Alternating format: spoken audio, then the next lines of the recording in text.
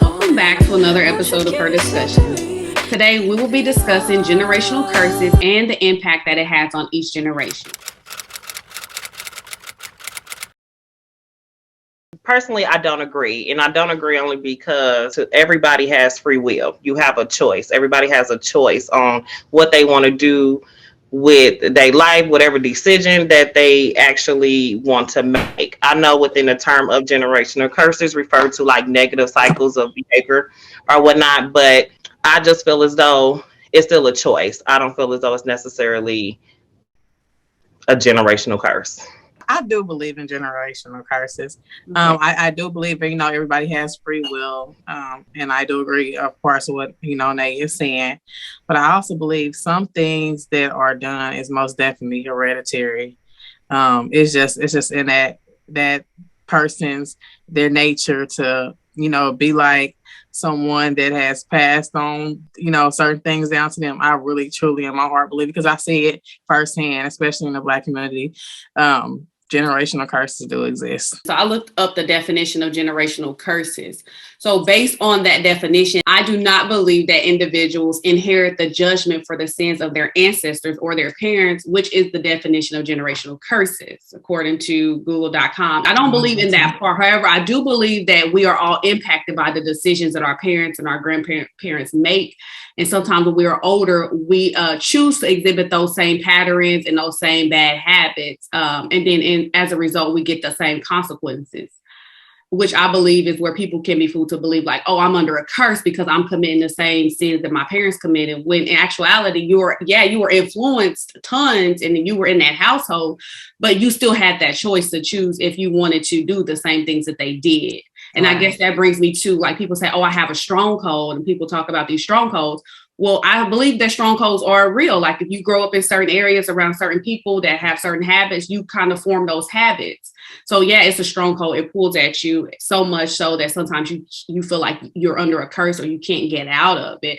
But like Nate said, like I think when you're older, like you have that choice. It might be a hard choice and not as easy as some other people that had it good in their families. I believe in generational curses. I just think some of the things that people qualify as generational curses aren't like, they shouldn't be categorized as that. I think it's just like a layered of a excuse, honestly, because a lot of things we do have control over. And I think that just open up the door opportunity for people to have excuses like, well, because this went wrong, that's why. Just like with addictions and people being alcoholics, like, of course you can say, yeah, someone in my family did drugs, or a bunch of people in my family are alcoholics, but you can either be influenced to do that or you can be influenced not to do that because you see the turmoil that happened from your family members going through and dealing with those type of addictions. So I think it's always, you either choose to go left or you choose to go right with certain things.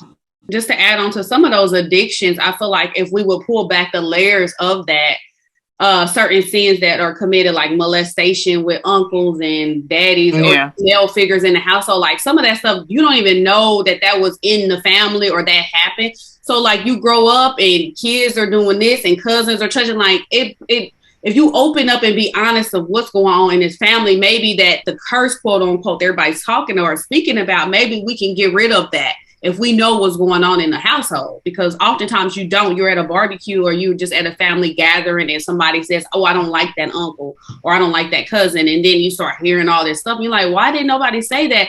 And then you're thinking like, if you were one of the people that got molested too by that person, you're thinking, dang, I wish I would have said something. I would have made sure I wasn't around that person or I didn't have my kids around that person. So it's not necessarily a curse. It's just people are doing the same thing. You're allowing your kids to be around the same people that nobody told you was actually molesting your little sister when she was younger, or, like you have to peel some of those pieces back and hold people accountable and bring it to the forefront, unfortunately. That's a lot of stuff that gets swept under the rug. That'd be the main issue. That everything gets swept under the rug in the Black community and Black families, like always. And it's like people are afraid to look at somebody in a family in a bad manner. Well, if that person is bad, and bad is bad.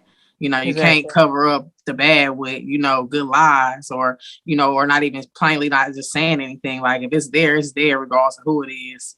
Tiara was saying, it's definitely a lack of education, a lack of information when it comes to Black families, because so many people don't want to speak up about, just simple things, even about health related issues like, diabetes and high blood pressure. Like, your family members could be living with that, but they never inform other people of, okay, maybe if you don't eat this way, it could be better. Like, Right. of course, some of those things are hereditary, but we can do better in our eating. Like, I know we love to season our food, but we don't need all that damn salt. Like, all that salt is not good. It's not good for us. But it's like so many people just keep valuable information to themselves in the family instead of passing it on and giving the next generation the opportunity to grow and learn from that information and Yes. just see where it takes them and be better in life. And that would be considered breaking a curse. If people would just, have that line of communication and just let people know like where it stands, where people stand in the family, whether, like you said, whether it's health or mental, like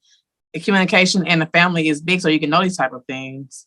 Second question, which I guess we kind of answered just a tad bit, but I guess we could just go into more detail, is identifying some of those quote unquote generational curses, some that you may have heard of personally or some that you feel like you may have dealt with. With the dropping out of school, like, it's always good to go above and beyond or whatever education wise, but some people feel like because my parents didn't graduate, it's okay, and they did okay with just working or whatever case may be, or my parents and my grandparents didn't go to college, I'll be fine or whatever, I'll make it, my grandparents have a home, I eventually get there, or whatever the case may be. With when times are different, but most definitely that whole schooling thing, that's most definitely a generational curse to me. One I would say is because it's a lot of men that's not in their children's lives. And I know some tend to use the excuse that, well, my father wasn't there. But you as a child, you know how it feels to be without having a dad. So why would you want to put your children in that same predicament? Because I am a full believer that kids need both of their parents in their lives. Like, so you can't just blame and say, oh, my father wasn't there, so I never knew what it was to have a father. I don't know how to be a father. But nowadays, shit, we got Google it. I mean, it's just something that comes, like, you can't use that as an excuse because your dad wasn't there for you not to be there for your kids. Exactly. And again, it goes to a choice. Either you're going to be the father that your dad never was, or you're going to be the father that your dad never was. You get what I'm saying? So, I wouldn't say anything like personal, but the biggest thing, like, I hear a lot is like, obviously people who are on drugs like dangerous and are even far as within alcohol or whatever. But again, I still feel as though like it's still a choice, especially if you actually seen it growing up and how it actually affected that person. You know what I'm saying? And it's kind of like, why would you do it? For instance, far as within alcohol, my grandfather was an alcoholic. You get what I'm saying? But then I know other family members of mine was the same, was the same way. But again, I still feel as though it's like a choice. I don't feel as though it's necessarily a curse. Remember that movie, Don't Be a Menace or whatever, when the whole when he was talking to his son about being on welfare. And hell, ain't nothing wrong with no welfare check. That's called free money. Hell, our family survived 6 generations on it. I think people think it is a curse. They're like, if they did it because that's all I see. Granted, it's hard. It is hard to change. I think when I moved away, I realized just how hard it was to change, especially when you're around a whole different type of people. That they had 2 parents. They had somebody telling them go to college. This is what you do to fill out this and do this. Like, you compare yourself to them. And you're like, man, I'm at the bottom of the totem pole trying to figure this thing out. But you're not cursed because your family didn't choose to go or choose to go to school or go to college or finish. You're not cursed. That doesn't define who you are as a person. Yeah, you might have to work 2 times as hard. Yeah, you might get tired and want to give up and quit. I mean, I raise my hand on that. But it still doesn't, at the end of the day, that's your life. So if you do decide to quit and you decide to not finish that race of going to school or whatever you set out your dreams to do, it's only going to be hurting you. Your family, grandparents, they passing on and they ain't going to be here so you can cry on their shoulder about it. I mean, that's your own.